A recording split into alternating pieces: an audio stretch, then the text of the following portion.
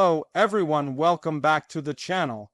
Today we are diving deep into a major breaking story that is shaking global politics and security.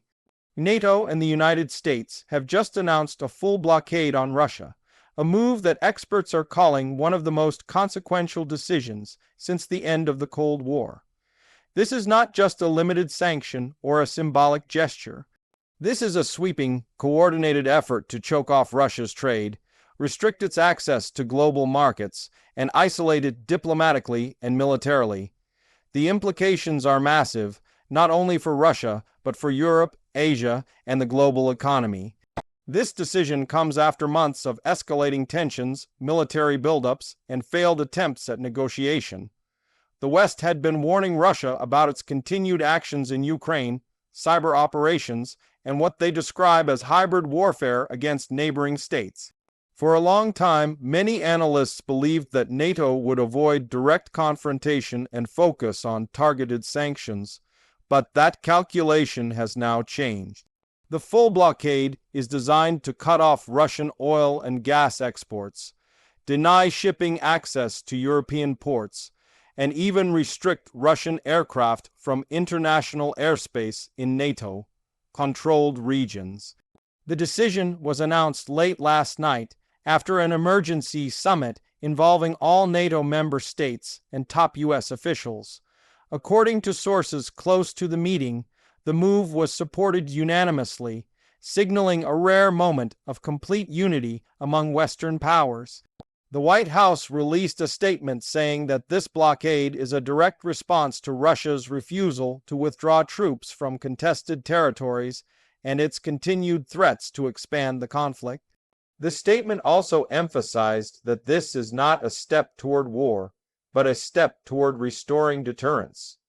What makes this development even more shocking is how quickly it unfolded. Only weeks ago, diplomats were still engaged in talks with Moscow. European leaders were hesitant about taking steps that might hurt their own economies, especially given how reliant many countries are on Russian energy. But several recent events reportedly changed the equation, including new intelligence showing Russia preparing to escalate militarily, increased missile strikes in Ukraine, and evidence of cyber attacks targeting European infrastructure. These incidents pushed NATO to act decisively, despite the potential blowback. For Vladimir Putin, this represents a massive strategic failure. Analysts argue that he underestimated the resolve of NATO and the United States. For months, Kremlin officials projected confidence, claiming that the West was divided and too economically fragile to enforce major sanctions. Russian state media repeatedly said that Europe would never risk losing access to cheap Russian gas and oil. But those predictions have now been proven wrong. Instead of backing down, NATO has gone all in creating the most severe economic and military pressure campaign Russia has faced since the collapse of the Soviet Union. The blockade has multiple components. First, there are maritime restrictions. NATO naval forces have been deployed to monitor major sea routes, including the Baltic Sea, the Black Sea, and even parts of the Arctic. Russian cargo ships attempting to leave or enter these waters will be intercepted or turned back. Commercial shipping companies are being warned not to carry Russian goods, and those that violate the order could face massive fines and seizure of vessels. This is effectively cutting off Russia from European markets by sea. Second, airspace restrictions are now near total. European countries had already banned Russian airlines from their skies earlier in the conflict, but the new measures go further by coordinating global airspace restrictions with partners in Asia and North America. This means Russian passenger planes and cargo flights will have to take expensive fuel, consuming detours, further isolating the country. Third, financial choke points are being tightened even further. While Russia has been banned from the SWIFT system for many of its banks, loopholes still allowed some limited transactions for oil and gas purchases. Those loopholes are now closed. Western banks are forbidden from processing any Russian payments.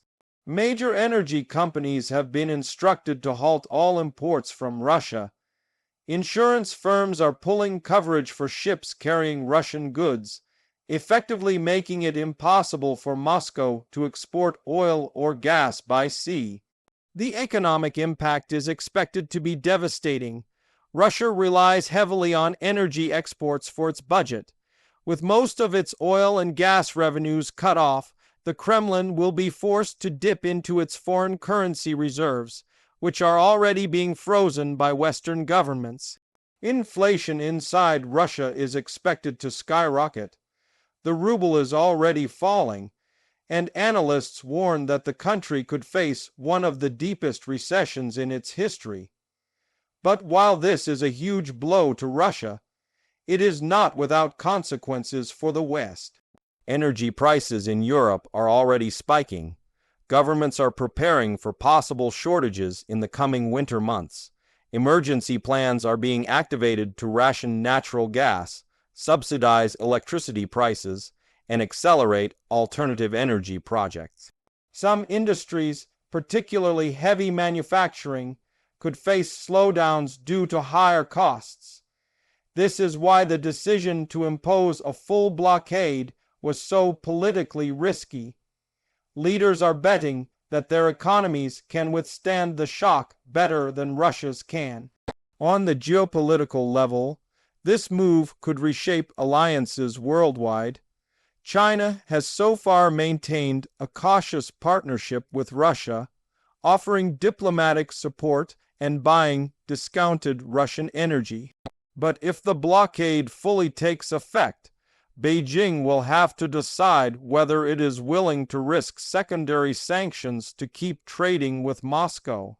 Some analysts believe China might step up purchases of Russian oil, but others think Beijing will tread carefully to avoid being cut off from Western markets. India, Turkey, and several Gulf states may also find themselves under pressure to choose sides. Inside Russia, the reaction has been one of defiance but also alarm. State TV is calling the blockade an act of economic warfare. The Kremlin has threatened retaliation, including cutting off remaining gas supplies to Europe and escalating military operations. There are fears that Moscow might respond with cyber attacks, sabotage, or even military provocations against NATO members.